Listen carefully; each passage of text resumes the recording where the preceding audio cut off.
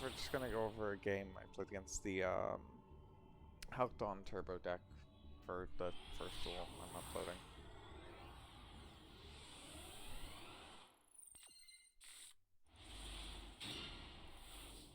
So this is a game where I got to go first. This is usually great, but this is those games.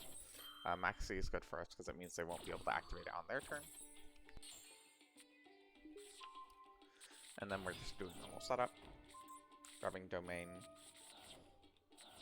I should have Pro Speed first. It's fine.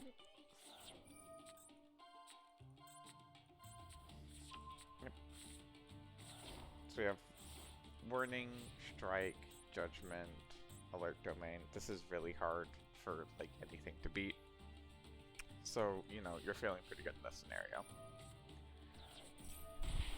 They water Enchantress. So we want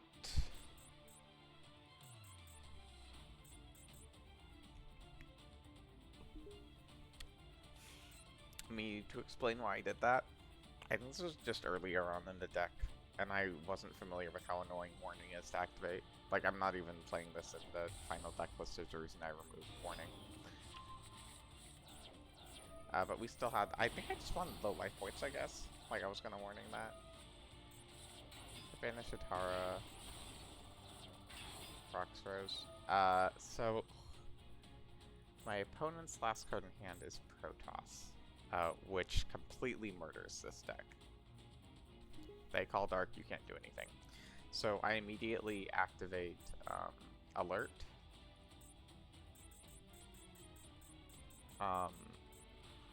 We just needed a point of interaction that worked favorably with Protoss, and we don't have that, unfortunately. So at this point we're just stalling, so we're getting Diplos because we know we're going to be locked out of everything. And I set domain so that I can hypothetically do something later. They pop everything. We send a counter trap, we're under 2k so we can banish it to not die. So we top deck, this is like literally the best draw. Fair Flames means we don't lose. I have no idea why they activated that, but we just Fair Flames the board.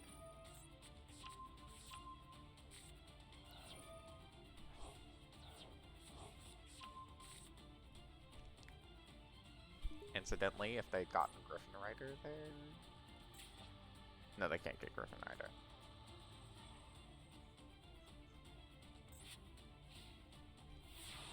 So, you know. Set warning, because in scenarios where we can get back on engine, that's, which we can because we have domain set. So this allows us to, get back on engine and start, getting things running. And if we ever make a Stealth Bergia, we can, warning their stuff.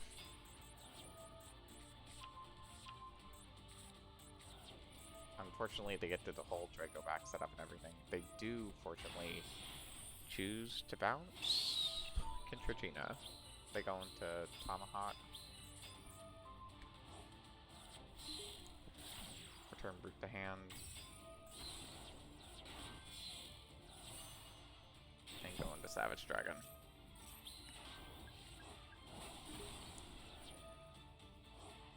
So we just float here because we like having monsters. Shocking, I know.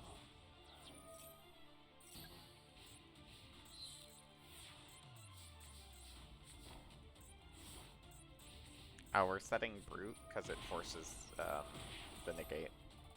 And otherwise we like die. Kazzy's a cool card.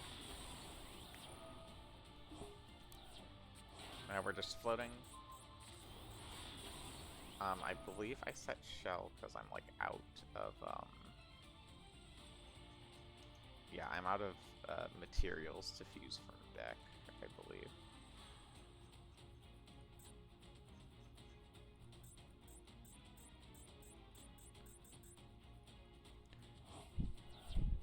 With where we are in the rotation. That could be a lie, but That pop is good for us, except for the fact that it gives them, you know, Chi Xiao.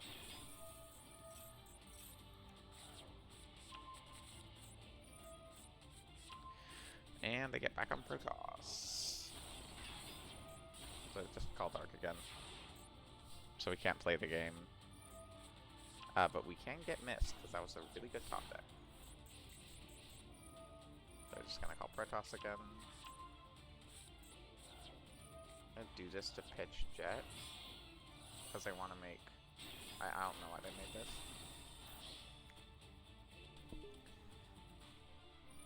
At this point, we still have our countercrop engrave.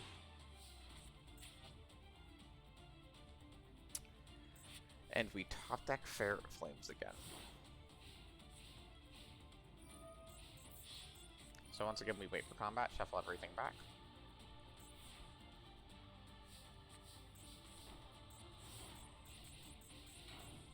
They set. We draw another Ferret Flames, which is like the best thing. Since we have Mist Engrave, and we can finally special, we go into Diplos. We're like out of Dinomorphia cards in deck, which is why we're not activating that effect.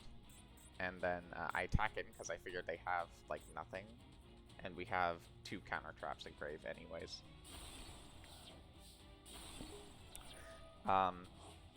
Did you know Misk pops the card at the end of the turn? So we get to float into Theresia, and we can finally set domain.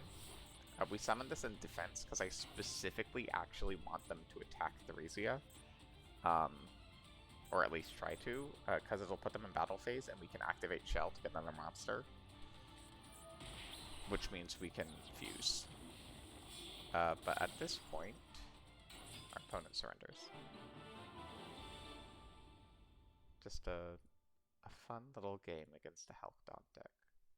Okay, well, that's it for this one. I have a couple other games that I'll upload later. Bye.